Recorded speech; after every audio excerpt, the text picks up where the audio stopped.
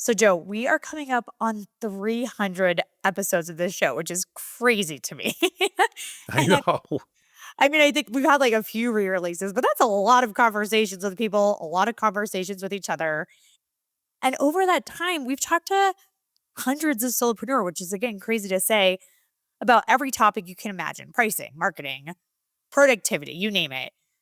But I think we've both noticed that the conversations that really land are the ones where people reach out after and say, man, that one hit differently. And it all circle back to that same thing. So I'm going to tee it up for you. What is that same thing? Building a life first business? Yeah, Is that the right answer? that's the right answer. I knew that. Yeah, I mean that's what this is about. I always say, why else be a solopreneur if you don't want a life first business? Because if you want a big business, employees are great. Yeah, absolutely. And so that's what I want this episode to be about. We're actually going to pivot our show's strategy from here on out. Actually put a name on it. We're drawing the line in the sand and we're saying this is the new lens and it's life first, then business. So Joe, let's kind of elaborate on this first business is life first movement, especially as it relates to solopreneurs. Can you kick us off there? Absolutely. So one of the things that we've seen over the last few years, and we've been doing this for a few years now, and more than a few, I think it's coming up on a four-ish or five-ish. Mhm. Yeah. And one of the things we see over and over again is that when people decide to go solo, they leave corporate or something else and they decide they're going to go solo. And the first thing they do, which sounds really smart, is they start with, what am I good at? What are my skills? What can I sell? And that's really important that you have those things and understand them and figure them out. But it really isn't the best starting point, specifically when you're doing something like solopreneurship.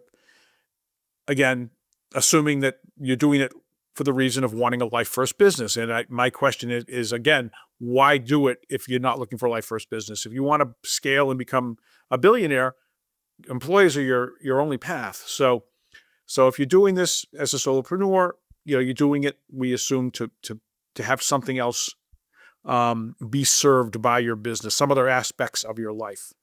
So the idea here is, instead of starting with your skills and saying, what kind of business can I build for my skills? Start with, what we call step zero, and define your goals. What do you want your life to look like with this business? What do you want this business to give you the freedom to do? What kinds of things are you willing to give up? If you're willing to give up the private jet because, you decided to be a solopreneur instead of, trying to scale a business with employees, great.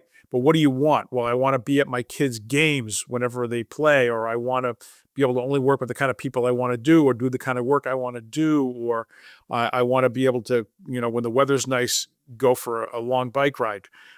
Those kinds of things that, you need to kind of define and understand. So as you're defining the business, you're designing that business so that it doesn't conflict with those goals.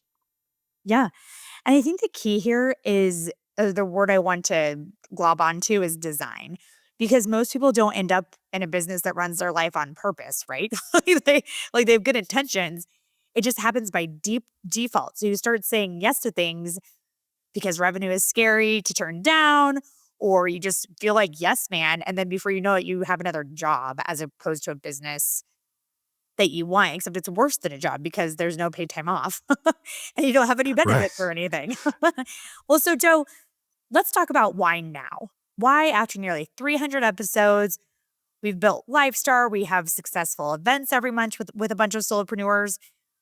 Why now? And again, we're still targeting aspiring solopreneurs, people who are in the pursuit of this life first business. But do you want to dive into why we've decided to take this direction? Well, yeah, I mean, um, I think we've always in some ways been going in this direction, Carly.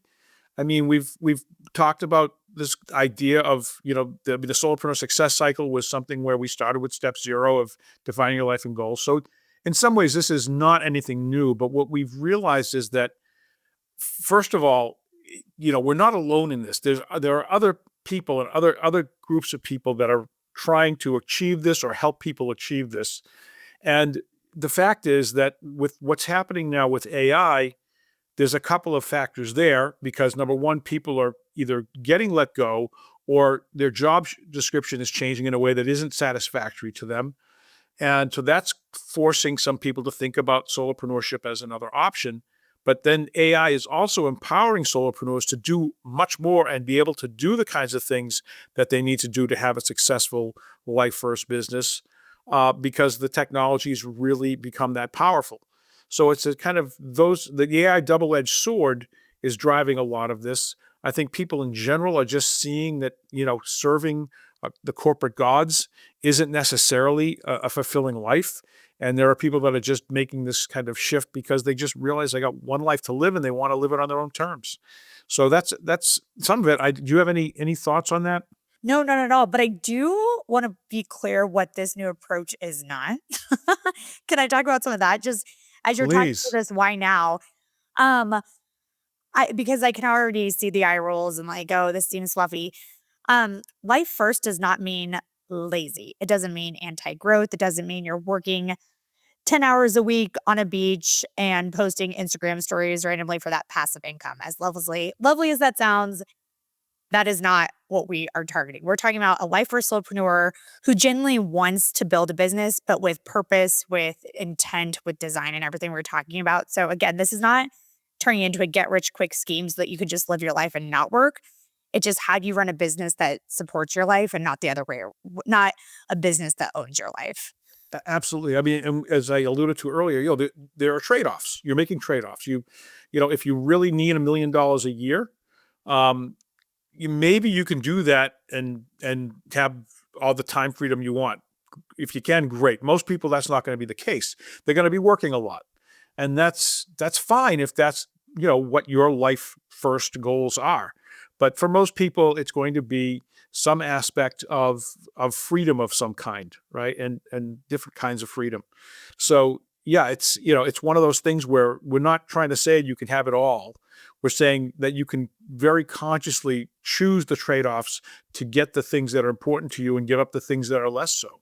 Absolutely. I know that isn't as sexy as, hey, work 4 hours a week and make, $50,000 a month, but I don't know of many people that have pulled that off. Yeah. Yeah. I agree. Well, yeah. So, listeners, we just want to say going forward, this the lens will be looking at everything through every guest, every topic, every conversation.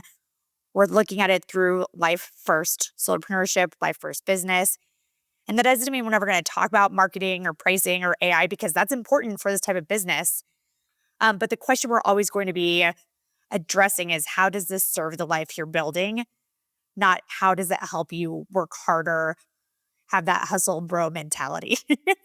um, but yeah, we're just excited to announce this. This is the first time we're saying it out loud explicitly. And I think it's going to be great.